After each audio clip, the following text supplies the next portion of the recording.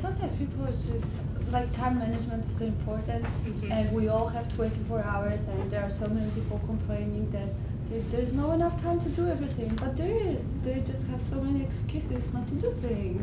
Some of it's excuses, and some of it is that we're trying to do more than is really capable for us to do. And that's why I wanted you to think about it as a system. How many of y'all have kids or juggling families? Okay. Is that the biggest distractor, is managing the family stuff? Or what's the biggest, like, barrier? Full-time job. Job, okay. Full-time job. Full-time job, and is the job a containable job? Is it a 9 to 5 kind of thing? Yours is. Depends. Depends on my class schedule. Okay. Because I work at the campus bookstore, so like today, you know, I told her I wanted to help out with this and everything, so like I open when I have stuff I have to do in the afternoon, or classes at night. Those are the days I open. And Well, my advice to you on your job, and like anybody that's an employer, close your ears. Do the most automatic stuff that you can, okay? If you're trying to learn new stuff, you need at work to be as automatic as you can. If you're on full board trying to be doing that at work, and you're also at full board school, you know, at some point you're gonna let down. And nobody feels good about doing everything half-assed. But it's true, really. Because we have our own evaluation of how we do, and our satisfaction isn't great. So I say either engage in the things that are automatic and keep them at the automatic level, and this is not the year to volunteer to be queen of the universe, okay? You can be queen of the universe next year, or king of the hill, or whatever, but lower some expectations for some other things while you're raising them for your academics, and then when you get the academics done, then you can raise them back for the job and something else goes down. We really can't do everything at the same pitch at the same time all the time. You can do it for a while, and if you're young, you can do it longer, but at some point your health is gonna be affected. Seriously, your health will be affected. Yeah. Well, there's a certain person in our department who immediately does anything the moment he has it to do. Right. And he really complains about students being procrastinators. And I told him the other day that, look, I work a full-time job, I work a half-time job, and I take a full load of graduate classes. I have a son who's in college living with me. I have a daughter who is a single mother of 3 who is also working full-time and going to college full-time, living with me. And I said, and I'm always way, way behind everything. I said, it's not because I'm lazy. Right. It's because I have 578 things on my to-do list. Right. And if you want to get done, you have to work your way up to the top of the to-do list by being due right now. Right. That's how And things so get done. part of that, and I know you'll be getting more on time management, and how are we on time, by the way? I don't know where we are with It's that. 5:40. 2 more minutes. How much? 2 more minutes, okay. Excuse me, because I have anatomy class. Oh, you go to anatomy. Yeah.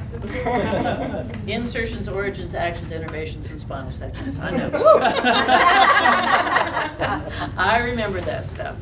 So one of the things I would recommend to someone like you, who is clearly overscheduled and probably getting pretty tired, is take a look at whether it's this role checklist or any other role checklist, and sort of ask yourself the question, is anybody going to die if I don't do this thing? Well, then you'll be the one dying, okay? But I mean,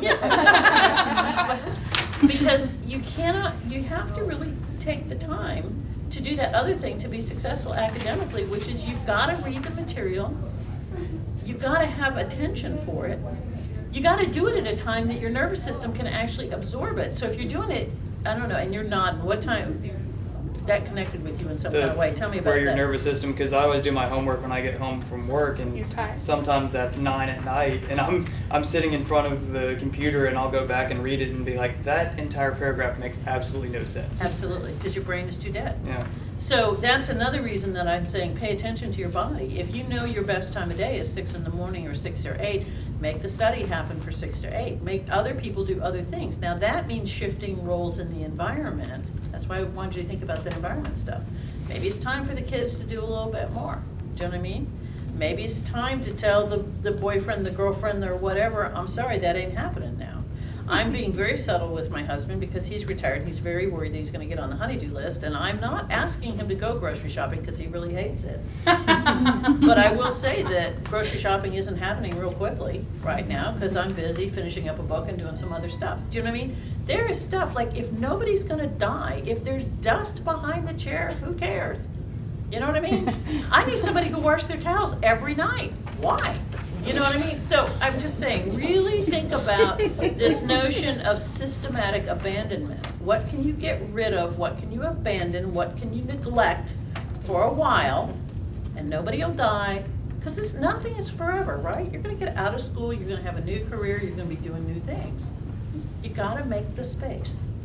Can I get a recording of that so my husband can have it? Well, the husband thing is tricky. It is tricky because you're renegotiating relationships, and part of what's happening is that people get scared that you're going to change on them, and you're upsetting their apple cart, and we all depend on things being automatic. And when it's not automatic anymore because you've changed your thing, that means he hasn't changed his thing. That does require some time, you know, to do. It was funny that you said what you said a second ago about the dust, because my husband told me like 3 weeks ago, he's like, okay, what happened to the one who used to, like, every time I came home from work, the furniture was rearranged, because I used to clean behind everything when I cleaned, and everything got moved. And yeah, my stuff ain't gonna be moved in a couple years. And did anybody There's die? cobwebs back there, you know. Well, I think that's nice for the spiders. I mean, I think it's good for the spiders every once in a while to have a home. Roseanne says I need to wrap up. I'm happy to be available to you all at other times, but I don't know, was this helpful to think of the Yes. picture in this way Yes. in terms of this larger thing? Yes.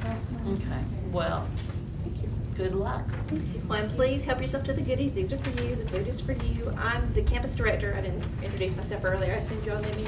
I'm Roseanne Short. I'm the Gainesville and the East Campus director. I'm here to answer questions. I'm your liaison. If you have trouble, if you don't know who to ask for what, who to go to, I'm here. I'm in the basement of the Owen Stewart Center. Or email me, rshort@brenau.edu. I'm your go-to troubleshooter person. She's your new best friend. That's right. I have food and coffee. Yes. Well, Please. thank you all for coming, because I think it shows how smart you really are. I'm sure you're going to do well. All right, we're done.